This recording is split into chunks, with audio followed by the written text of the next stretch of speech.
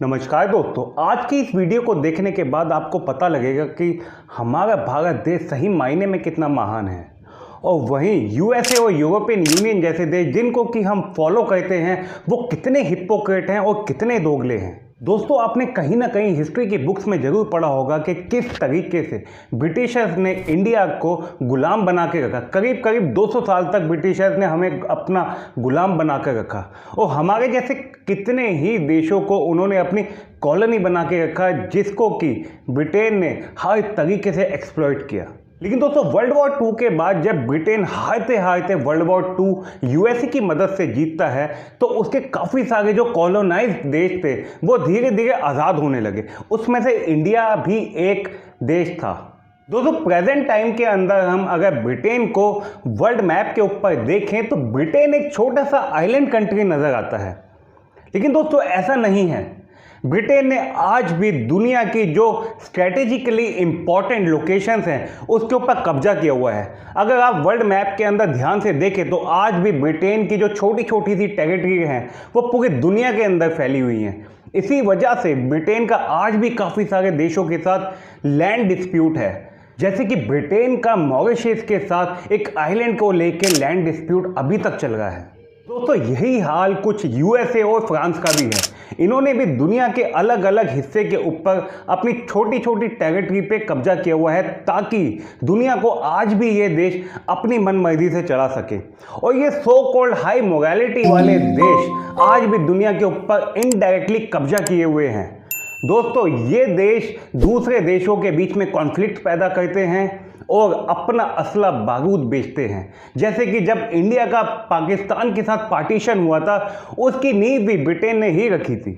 वहीं इससे अलग हमारा प्यारा भारत दुनिया के अंदर वसुंधरा कुटुंबकम का नारा देता है और इसको फॉलो भी करता है। पूरी दुनिया को एक परिवार मानता है, ना कि इन सो कॉल्ड हाई मोरालिटी वाले देशों की तरह जो कि दुनिया के अंदर ड्यूल फेस लेके चलते हैं। दोस्तों, हम सबको पता है ब्रिटेन ने जब इंडिया को कॉलोनाइज किया हुआ था तो उसने क्या हालत करके रख दी थी इंडिया की। लेकिन दोस्तों, शायद आपको ये नहीं पता होगा कि ब्रिटेन की टेक्स्ट बुक के अंदर कुछ अलग ही पढ़ाया जाता है। दोस्तों, ब्रिटेन की टेक्स्ट बुक के अंदर ये पढ़ाया जाता है कि ये जो कॉलोनाइजेशन था, ये जो इंडिया के ऊपर ब्रिटेन ने कॉलोनाइज किया हुआ था, ये बहुत ही हॉरिबल था। लेकिन दोस्तों, हॉरिबल किसके लिए था? आपको क्या लगेगा? इंडिया के लिए? नहीं दोस्तों, ये हॉरिबल ब्रिटिशर्स बताते हैं कि ये ब्रिटिशर्स के लिए बहुत ज़्यादा हॉरिबल था। दोस्तों, इन अंग्रेज़ों की किताब में ये पढ़ाया जाता है कि इंडिया के ऊपर जो ब्रिटेन ने शासन किया था वो ब्रिटेन ने शासन इंडिया की भलाई के लिए किया था। उनका ये कहना था कि वो इंडिया को एक सिविलाइज्ड देश बनाना चाहते थे, इस वजह से वो इंडिया को रूल कर रहे थे। और उनका ये कहना था कि ये बहुत ही उनको इकोनॉमिकली भारी पड़ा और उनका बहुत ही ज़्यादा नुकसान हुआ और भी बाकी सारी चीज़ें जैसे कि ब्रिटेन कितना महान है, ब्ला ब्ला ब्ला। साथ ही साथ उनका ये मानना है कि अगर ब्रिटेन इंडिया को कॉलोनाइज नहीं करता तो इंडिया आज भी सांप के आगे बीन ही बजाता रहता। और दोस्तों, वहीं कोलंबिया यूनिवर्सिटी में पढ़ने वाली भारतीय मूल की उत्साह पटनायक इसकी एक अलग ही कहानी बताती हैं। उनका ये कहना है कि जो भारत के अंदर जो ब्रिटिशर्स का रूल था वो बहुत ही ईवल था।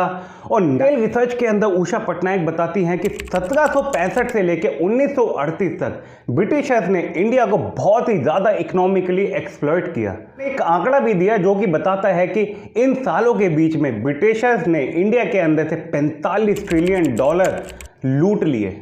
ये अमाउंट इतना बड़ा है कि मैं आपको अगर एक एग्जांपल से समझाऊं, हम आज भी ब्रिटेन को बहुत ही रईस देश मानते हैं।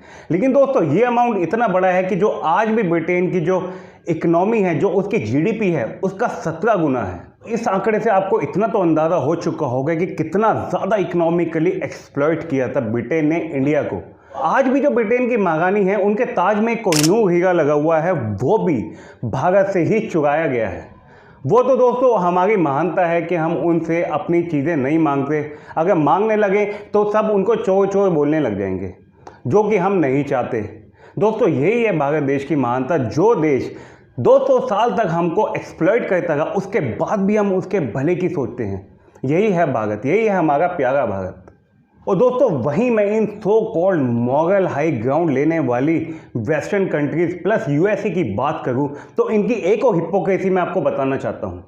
दोस्तों अभी यूक्रेन और रशिया के बीच में युद्ध चल रहा है और बहुत अच्छे से रशिया यूक्रेन को लपेट भी देगा, इसमें कोई शक नहीं है।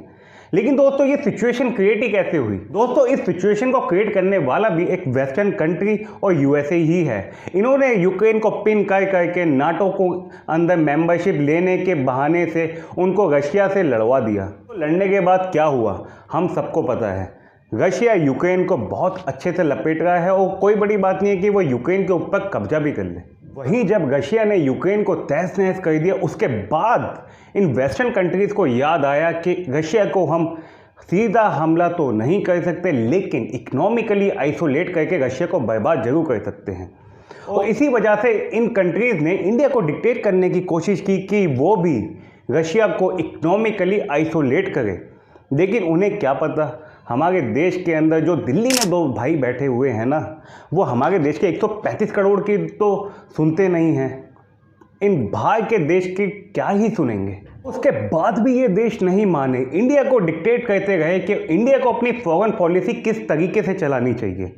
वो इंडिया को बोलते रहे कि वो रशिया से क्रूड ऑयल परचेज ना करे।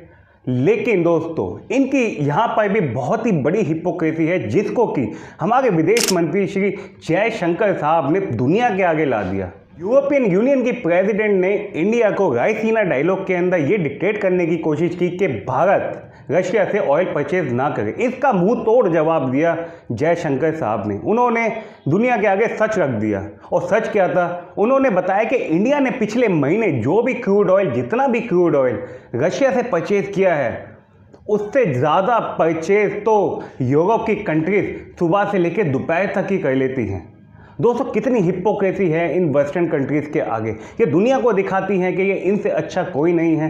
दुनिया के आगे ये वेस्टर्न कंट्रीज दिखा रही हैं कि ये यूक्रेन के साथ खड़ी हैं और यूक्रेन को असला बारूद दे रही हैं, यूक्रेन की पूरे तरीके से हेल्प कर रही हैं, इकोनॉमिकली, डिप्लोमेटिकली, हर तरीके से। और वहीं दूसरी तरफ वो रशिया से हद से ज़्यादा एनर्जी खरीद रही हैं और रशिया को पेमेंट भी रूबल के अंदर कर रही हैं।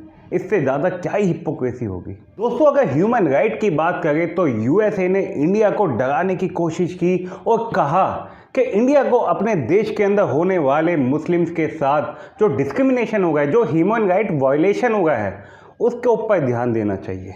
इनकी हिपोक्रेसी तो देखिए, जहां ये देश हमारे देश को ह्यूमन राइट वायलेशन के ऊपर लेक्चर दे रहे हैं और वहीं अपने देश के अंदर जो ब्लैक लाइफ मैटर चला था, जो कि पूरी दुनिया के अंदर एक symbol of human right violation बन गया था, उसके बारे में इन्होंने किसी को लेक्चर नहीं दिया।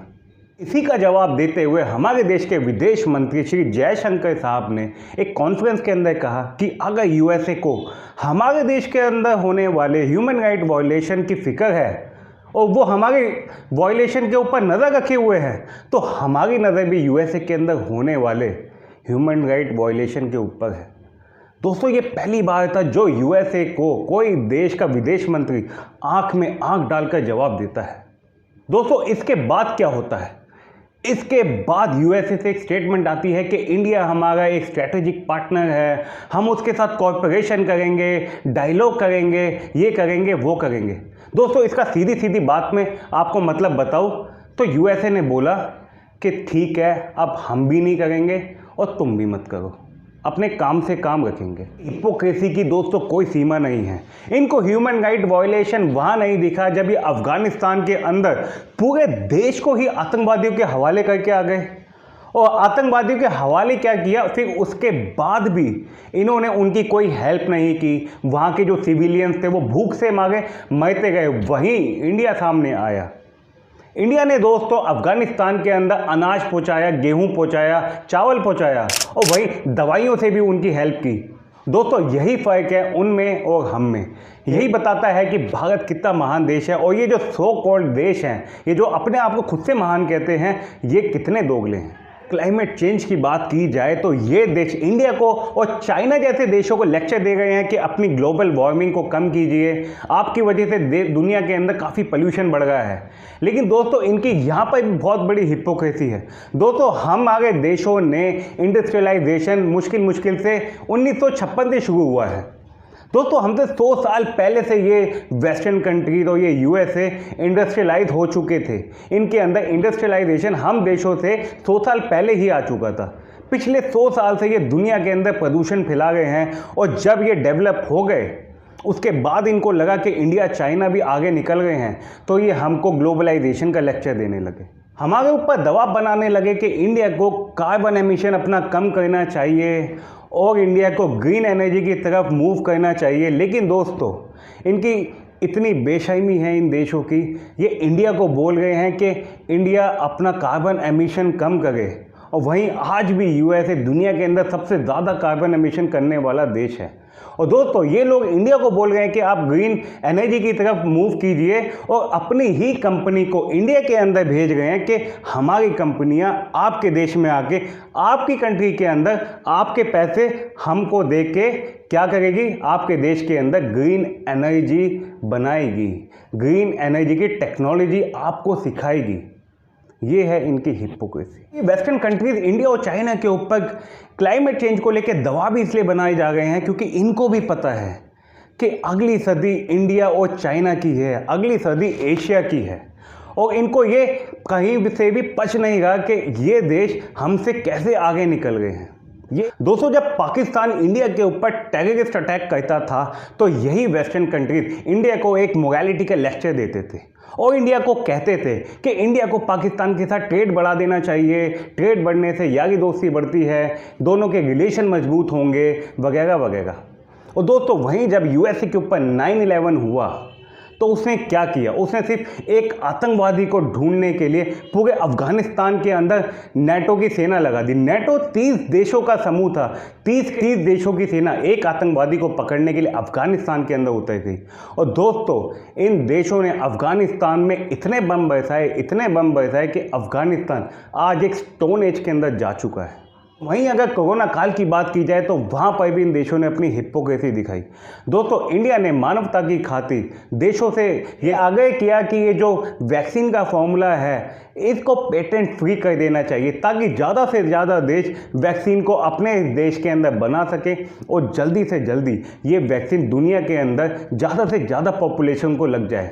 दोस्तों, हर एक मानवतावादी देश यही करता है, लेकिन दोस्तों ऐसा इन वेस्टर्न कंट्रीज़ ने करने से बिल्कुल मना कर दिया। क्यों मना कर दिया? थोड़े से प्रॉफिट के लिए। इन्होंने साफ मना कर दिया कि ये अपने वैक्सीन फॉर्मूले को पेटेंट फ्री नहीं करेंगे।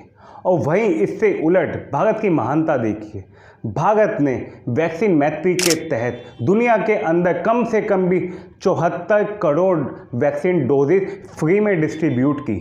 और वहीं वैक्सीन मैत्री के अंदर कुछ 94 देशों के अंदर वैक्सीन डोजेज प्रोवाइड की। उसके साथ ही सैनिटाइज़र, मास्क और भी जो कोरोना से लड़ने के लिए इक्विपमेंट होते थे वो फ्री ऑफ कॉस्ट प्रोवाइड किए। दोस्तों, जब अफ्रीका के अंदर वैक्सीन की कमी होने लगी तो उस समय ये G7 कंट्रीज़ ने अपने देश के अंदर वैक्सीन को अपनी पॉपुलेशन के 5 से 6 गुना डोजेज को पहले से ही स्टोर करके रख लिया, जिसकी वजह से अफ्रीका के देशों के अंदर वैक्सीन की काफ़ी कमी होने लगी और अननेसेसरी डेथ हो गई। वहीं इंडिया ने अफ्रीका के अंदर वैक्सीन को भेजा और ये दिखाया कि इंडिया वसुंधरा कुटुंबकम को खाली बोलता ही नहीं है, उसको मानता भी है। रिसेंटली ही इंडिया ने वीट के कमर्शियल एक्सपोर्ट के ऊपर बैन लगा दिया। वो बैन क्यों लगाया दोस्तों? हुआ क्या, इंडिया के अंदर आपको पता ही कि काफ़ी ज़्यादा हीट वेव चल रही है। इस हीट वेव की वजह से इंडिया के अंदर जो वीट की क्रॉप थी वो काफ़ी कम पैदा हुई। और दोस्तों, इसी के साथ एक दूसरी चीज़ भी जुड़ी हुई है। ये जो यूक्रेन और रशिया की जो वॉर चल रही है, यूक्रेन दुनिया का नंबर 1 वीट एक्सपोर्टर था।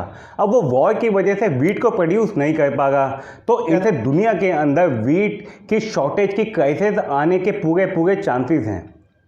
और इसी को देखते हुए इंडिया ने अपने वीट एक्सपोर्ट को रोक दिया है। लेकिन जिन देशों को एक्चुअल में नीड है वो देश गवर्नमेंट टू गवर्नमेंट कॉन्टैक्ट करके वीट अभी भी खरीद रहे हैं। इंडिया के वीट एक्सपोर्ट के बैन को ये G7 कंट्रीज ने क्रिटिसाइज किया और इंडिया को कहते हुए कहा अगर इंडिया वीट को ऐसे ही कमर्शियली बैन रखेगा तो वीट के प्राइसेस आसमान छू सकेंगे और दुनिया के अंदर एक फूड की शॉर्टेज दिखेगी। इसी के साथ इनका एक दोगलापन और आपको नजर आएगा। दोस्तों, यही वीट के एक्सपोर्ट को यूएसए ने भी अपने देश के अंदर बैन किया हुआ है, लेकिन यूके ने, ये जो वेस्टर्न कंट्रीज़ है और ये जो यूएसए है ये अपने आप को तो क्रिटिसाइज नहीं करते, सारा ब्लेम इन्होंने इंडिया के ऊपर डालने की कोशिश की। लेकिन तो ये नहीं पता कि आज का जो इंडिया है वो अपनी एक इंडिपेंडेंट फॉरेन पॉलिसी को फॉलो करता है और वो अपने हिसाब से चलेगा, किसी की सुनेगा नहीं, आंख में आंख डालकर बातें करेगा। इस वीडियो के माध्यम से मैं आपको ये जो यूएसए है और ये जो वेस्टर्न वर्ल्ड है इसकी हिपोक्रेसी आपके सामने लाना चाहता था। दोस्तों कमेंट सेक्शन में बताइए आपको ये वीडियो कैसी लगी। अगर अच्छी लगी तो इसको लाइक शेयर सब्सक्राइब कीजिए। तब तक के लिए बने रहिए भारत और विदेश के साथ। नमस्कार।